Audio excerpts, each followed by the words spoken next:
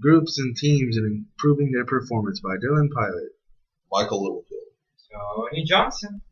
Group needs. The group needs are wants outweigh that of the individual. In other words, if one person wants something but the rest of the group doesn't, it's not as important, but the rest of the group always outweighs one person. You must be sensitive to the group needs as a group leader, so thus the leader must pay attention to everyone, but also understand that the group is a whole and not just a singular person. Group and team messages verbal. You need to clearly know the goals of the group, so it helps to have a clear outline of your objectives. Clearly relay the messages of the group, so good communication is imperative between members of the group. And have organized agendas of the group. This goes back to the outline you start, and it will help improve group performance. Nonverbal group and team messages. The use of nonverbal messages can often create a positive climate for a group. Usually, nonverbal messages consist of hand gestures and eye movements in order to convey messages more clearly across the group. But it should be important to be careful not to judge other people's nonverbal messages, as they can often be misunderstood. Group listening. Listening to the group to make sure that everyone is receiving the same messages. Also listen to the group to know that they understand what the group goals are and that you know what your group is thinking at all times. Because if you don't know what the group feels, then you don't know what the group wants to do. And that's very important. Problem solving. Problems are always solved easier and more swiftly when encountered by a group rather than an individual. The old idiom, 2 heads are better than 1, is great, but even more than that is also a benefit. Steps in solving a problem include identifying and defining the problem. The more clearly you understand the problem, the better you can go about solving it.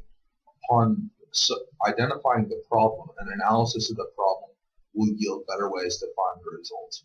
After that, you can generate creative solutions, select the best solution out of the options available, and proceed to take action.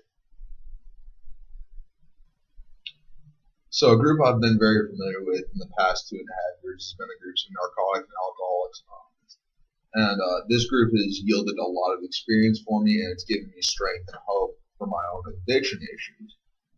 The strength of the group has helped me get sober, and because they held me accountable to my program, the 12 steps, and my sobriety, I exceeded my own expectations of the kind of quality of life that I could achieve. Groups in the workplace. Where I work, there are groups. There are many different groups in many different sections that do many different things. Because I work at McDonald's, there's people who make the food, there's people who serve the food, and there's people who take the orders. Well, the groups can handle the problems, but generally when the group has a problem that they cannot handle, they refer to a manager, which is the leader of the entire place. But as well, within the groups, there are people who lead the groups that aren't put in a placement of power, but they just lead the groups out of their general knowledge and skills. And age also dictates some of this because technically an older a person is, the more experience that they have in general areas of knowing what to do in certain situations. And seeing a group work together very well it's commonly harder to work together in a group than as an individual, but when it does happen, it is a very successful process. Lone wolf, lone wolf. Throughout middle school, I tended to be a loner, kind of like Lisbeth Salander. But when I entered high school, I learned to join a group of people who had the same interests as me. That interest includes running.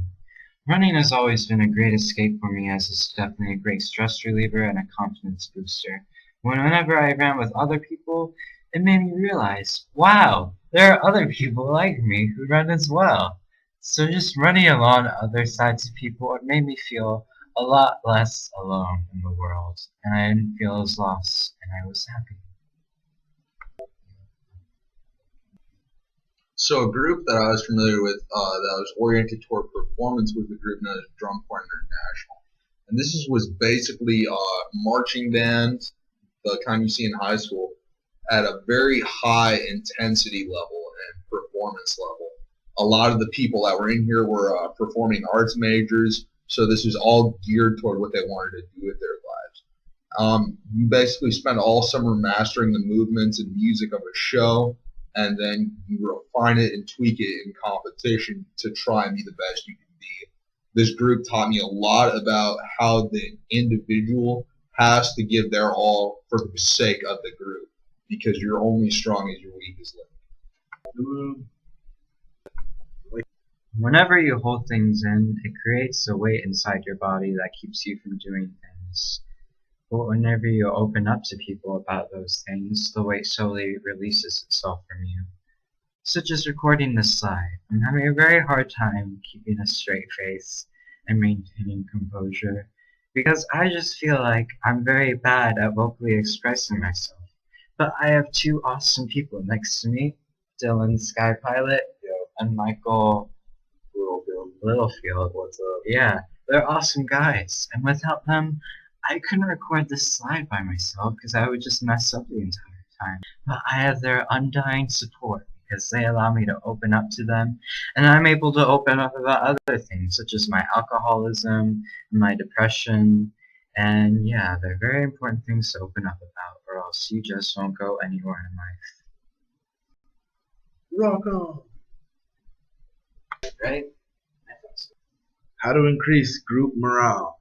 Well, first of all, do what makes the group happy, obviously. Give the people what they want. Try to make everyone be involved in all the actions of the group as much as possible, because everyone is part of the group, and that's just how it is. You have to gather and share the appropriate information with everybody in the group, and identify very clearly and evaluate the goals of the group, and develop sensitivity towards others. That way they'll know that they can trust you, and they will be more encouraged to do what the group needs to get done, thus stopping the ability to have a weaker link in the group. The group as the whole should do their best, but each individual should do their best and feel like they're doing it for the group and not just themselves.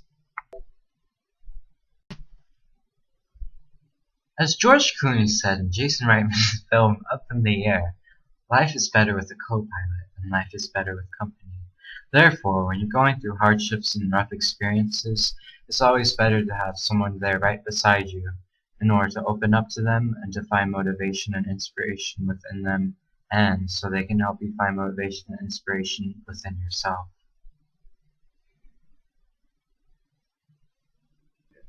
So group creation.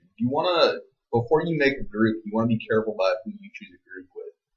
You want to find a group of like-minded people so you can get your goals accomplished. If you find somebody that you join up with and they're very amotivational and they don't want to get anything done, it's going to be detrimental to the rest of the activities of the group. So be smart when choosing people that you're trying to complete an activity with. Conclusion. Well, we are done. Our group is the ish. Dylan contributed general skills and computers and other stuff, and Tony Johnson had otherworldly skills and added a little bit of femininity.